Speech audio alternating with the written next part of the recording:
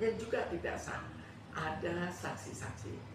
Saksi saya mengatakan saya bekerja keras dan semua dikemukakan kerja saya apa, dikemukakan juga bahwa pengurus lain Purnomo dan Chandra bahkan masuknya hanya sebentar.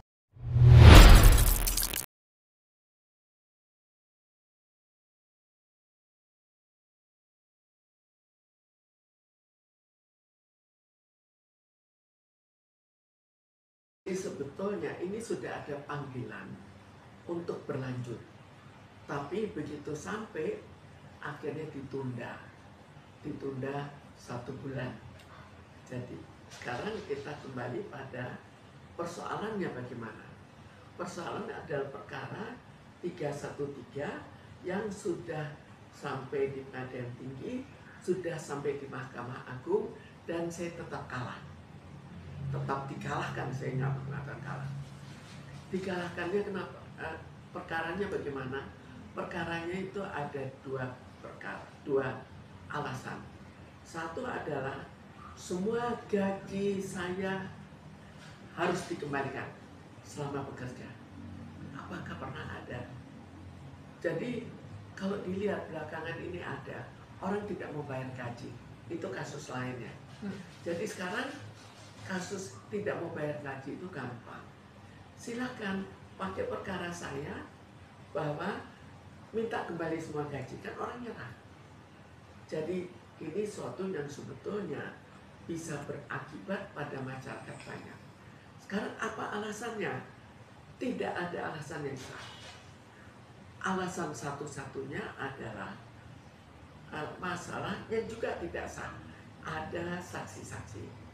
Saksi saya mengatakan saya bekerja keras dan semua dikemukakan kerja saya apa, dikemukakan juga bahwa pengurus lain Purnomo dan Chandra bahkan masuknya hanya sebentar. Jadi dia yang sebetulnya tidak bekerja. Kemudian ada saksi dari Bluebird dari Purnomo, itu 4 orang. Dari 4 orang itu sedang bekerja aktif sebagai anak buah, sebetulnya tidak boleh jadi saksi. Tapi 3 ditanya tidak mau memberikan komentar. 1 memberitahukan kurang bekerja. Buktinya apa? Dan nggak ada sama sekali. Sekarang kalau hakim betul jujur dan seimbang, maka dia harus melihat dari keseluruhannya. Dari sekian banyak pengacara, 9 tidak mendukung, 1 mendukung, dan 1 itu anak buah langsung. Jadi sebetulnya secara hukum itu tidak sah. Lalu ada lagi pencemaran nama baik masyarakat sampai terhadap masyarakat, terhadap perbankan. Sekarang saya pertanyakan, apakah betul tahun 2013 itu 2013 Bluebird itu namanya jatuh? Masyarakat tahu apa enggak? Sedangkan Bluebird sendiri ada Bluebird yang milik rame-rame yang sudah berdiri saat itu 40 tahun, dan ada Bluebird yang baru didirikan secara diam-diam. Sekarang kalau misalnya semuanya sama, tidak bisa dibedakan. Sekarang masyarakat saya tanya, ada nggak yang bisa membedakan? Pengemudi saja nggak bisa membedakan. Jadi ada 2 taksi. Itu lucunya. Kenapa kok bisa? Itu yang anehnya. Jadi kalau memang 1 dicemarkan, mestinya semuanya dicemarkan. Jadi tujuannya hanya 1, menjatuhkan, mengambil saham, mengambil harta. Itu saja. Tapi dari awal sebetulnya sudah tidak boleh, tidak sah. Karena apa? Jadi seorang direktur yang memegang beberapa perusahaan, yang perusahaannya sejenis, itu namanya benturan kepentingan. Itu tidak bisa mewakili. Itu prinsip.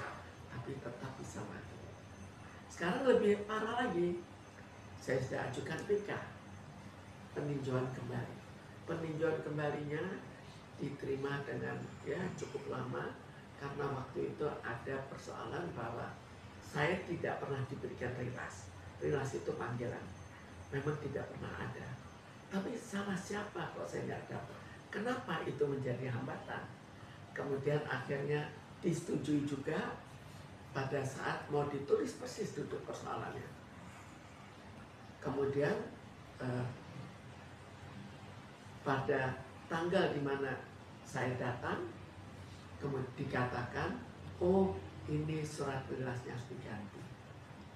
Jadi ditunda satu bulan. Gak tahu kenapa kok bikin surat begitu sulit. Padahal salahnya kan bukan salah saya. Kalau sekarang saya minta, kok memang salah saya, berikan buktinya.